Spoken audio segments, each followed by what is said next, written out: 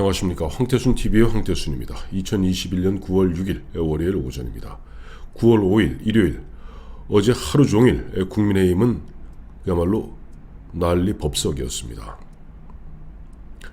어제 정홍원 선거관리위원장 일단 사의를 표명했다가 이준석 대표 또 만류하고 또 철회하고, 그런 가운데 7시간에 걸친 마라톤 회의 끝에 경선 룰을 갖다가 만장일치, 12명 선관위원 만장일치로 결정했습니다. 여기에 대해서 지금 그동안 역선택 방지를 강하게 주장했던 윤석열 전 총장, 윤석열 후보 흔쾌하게 선거관리위원회 결정을 받아들였습니다. 통큰 양보죠. 사실 어제만 하더라도 보면은 RN서치에서 여론조사한 결과 홍준표 후보가 윤석열 후보를 갖다가 앞섰습니다. RN서치 홍준표 32.5, 윤석열 29.2 역선택 효과죠. 어제도 말씀드렸습니다만, 심지어는 그 전체 1000명 중에 400명가량의 대깨문들은 지금 몰표를 갖다가 홍준표한테 몰아주고 있습니다. 그러다 보니까 어제 말씀드린 대로 그 400명 중에 윤석열을 지지하는 비율은 4.8%, 그 다음에 홍준표를 지지하는 비율은 39%입니다. 어제 뉴데일리 PNR 리서치 그랬습니다. 어제 오후에 나온 이런 흐름이다 보니까 어제 오후에 나왔던 RN서치에서는 드디어 홍준표가 윤석열을 갖다가 32.5 대 29.2로 앞섰습니다. 자, 이런 분위기입니다. 이런 분위기에서 사실 홍준표나 유승민 같았으면은 역선택 방지 조항 조금 넣겠다 하면은 당장 정홍원 짐 싸라, 난 인정하지 않겠다라고 난리쳤을 텐데 윤석열 전 총장 흔쾌하게 수용했습니다. 저는 여기서 두 가지 강한 어떤 암시를 받습니다. 첫째는, 만약에 윤석열이 홍준표나 유승민이 했듯이 왜 그 역선택 방지 조항 넣지 않느냐 하고 흔한 이야기로 목리를 부렸을 때 유권자들, 이른바 정치적 수요자라, 정치의 수요자라 할 수 있는 유권자 입장에서 윤석열에 대한 어떤 느낌을 받겠습니까? 아니, 이게 놀부가 9,999 마지기 가진 놀부가 한 마지기 더 갖겠다고 이런 식으로 깽판을 놓나? 라는 그런 아주 부정적 인상을 갖다 심어줄 가능성이 있죠. 여기서 윤석열은 흔쾌히 정홍원 전 총리가 이끌고 있는 선관위원회의 결정을 갖다가 수용함으로써, 즉 자기의 어떻게 보면 불리한 조건임에도 불구하고 그것을 갖다가 흔쾌히 양보함으로써 통큰 어떤 정치인의 이미지를 부각시킬 수 있다 하는 것 하나하고, 두 번째는 지금 윤석열 전 총장을 향한 집권 세력의 정치 공작은 도를 넘고 있습니다. 그런 가운데 어쨌든 윤석열 전 총장이 이런 식으로 그 집권 세력의 집중 포화를 막고 있는 가운데, 사실 이준석 대표가 이끌고 있는 국민의힘이 앞장서 나서서 방어선을 쳐주고 있지 않습니다. 엄호하지 않습니다. 그런 가운데 지금 윤석열 총장 입장에서는 이런 식으로 당이 결정한 부분, 당에 더 이상 분란을 일으키지 않음으로써 그 공을 이준석에게 던진 겁니다. 이준석, 내가 양보할 거 양보했으니 이준석 대표, 당신도 당 차원에서 저들의 그야말로 거짓 뉴스를 갖다 앞장세운 집중 공격에 대해서 나를 엄호하고 나를 갖다가 보호해줘야 될 것이다 라고 던진 겁니다. 한마디로 윤석열 총장 입장에서는 일단 정치적으로 좋은 이미지를 남기고 또 당에다 보면은 일정한 숙제를 던진 효과가 있는 반면에 또 불리한 것도 있습니다. 솔직히 말해서 앞서 말씀드린 바와 같이 RN서치에 나왔듯이 32.5 대 29.1이 나오고, 이러한 결과들은 자칫 그동안 국민의힘 또 이쪽 야권을 지배해왔던 윤석열 대세론을 흔들 수 있습니다. 유권자들은 대단히 어떻게 보면 좀 귀가 얇습니다. 윤석열이 대세가 아니네 라고, 홍준표가 대세인가 봐 라고 다른 사람들이 그렇게 생각하는 사람들이 많은가 봐. 그 사람들 대부분이 몰표를 모아주었던 사람이 대깨문이라는 생각을 까맣게 잊어먹습니다. 그러면서 그때부터 흔들립니다. 내 판단이 틀린 거 아니야? 자, 이래서 보면 자칫하면은 윤석열은 이번 양보가 자기의 발목을 잡고 자기의 대선을 허물어뜨리는 계기가 될 수도 있습니다. 그럼에도 불구하고 윤석열은 일종의 배수의 진을 친 겁니다. 사실 정치 처음 해보는 사람으로서 본인도 어떠한 판단, 어떠한 결정을 갖다가 내리기 쉽지 않았을 겁니다. 그러니까 앞서 말씀드린 두 가지의 얻는 예상되는 이익이 있는 반면, 즉 통 큰 정치인으로서의 이미지를 갖다 각인시키고, 또 하나 이준석 대표에게 일정 부분 나를 보호하고 나를 엄호하라는 숙제를 던져주는 이득이 있는 반면, 또한 윤석열 대세론이 이른바 밑둥부터 흔들릴 수 있는 그 위험을 감수한 겁니다. 지금 어제 그래도 한 가지 보면은 어제 그 정홍원 선거관리위원회에서 결정하면서도 그래도 최소한의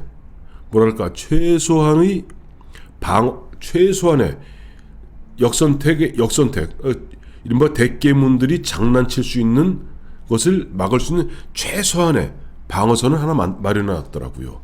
두 가지입니다. 첫째는 1차 컷오프에서 기존의 룰, 즉 경준위 룰은 여론조사 100%였습니다.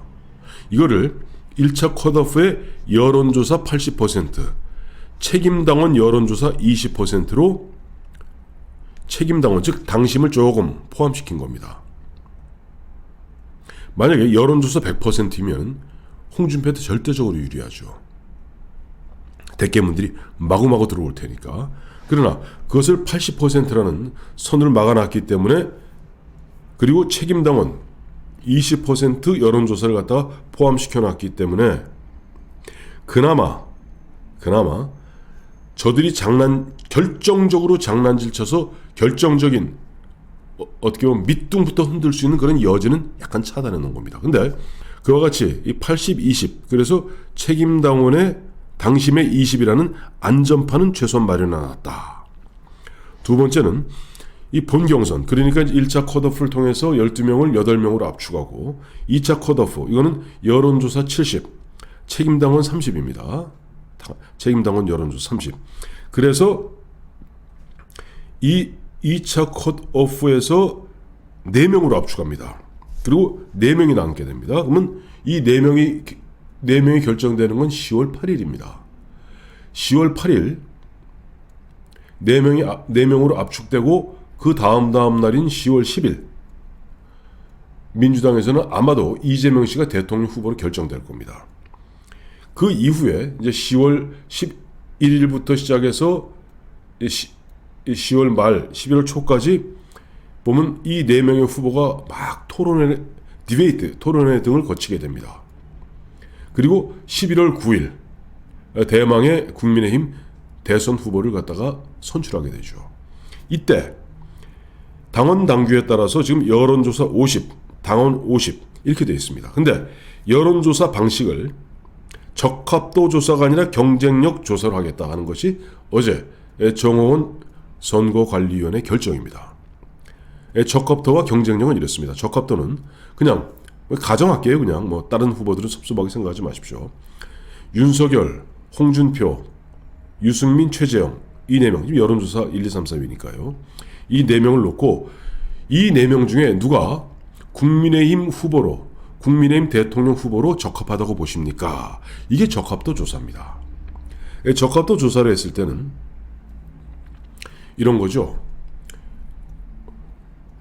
당에 오래 몸을 담고 있었고 또 여러 가지 여러 차례 검증 과정을 겪었던 홍준표한테 유리합니다. 적합도 조사라면. 근데 경쟁력 조사 이미 이제 10월 10일 이재명 후보 민주당의 이재명 후보가 대통령 후보가 결정됐거든요. 그때는 이렇게 묻습니다. 선생님께서는 민주당 이재명 후보를 상대로 민주당 이재명 후보를 상대할 국민의힘 후보로 누구를 지지하십니까? 이렇게 묻습니다. 이 경쟁력입니다. 이 경쟁력을 묻게 되면은 이 사람이 경륜이 있고 당에 오래 몸담고 이것보다는 당장 이재명과 1대1 파이팅을 했을 때 누가 이길 것인가? 윤석열이 유리합니다. 이 경쟁력 적합도 이 문제는 과거 노무현 정몽준 때 그때도 쟁점이 되었고 또 2012년 그 당시에 안철수 문재인 안철수 두 후보 단일화 과정에서도 이것이 문제가 되었던 겁니다. 그때도 그랬습니다. 안철수는 아무래도 당시에는 박근혜 한나라당 박근혜 그때는 새누리당이었군요. 새누리당 박근혜 후보를 상대할 후보로 안철수 문재인 안철수 중에 누구를 지지하십니까? 이렇게 물어보면은 안철수가 높이 나옵니다.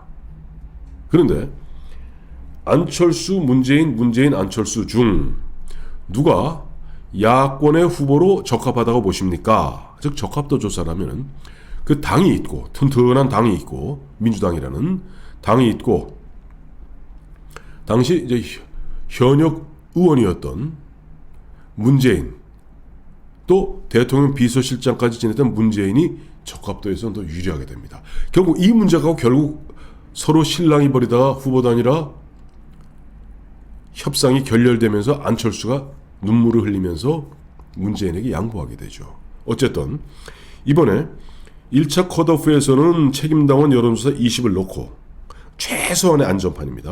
그 다음에 본 경선에서는 적합도가 아닌 이미 10월 10일 야당의 후보가 결정됐거든요. 만약에 야당의 후보가 결정되지 않으면 적합도로 묻는 게 맞습니다.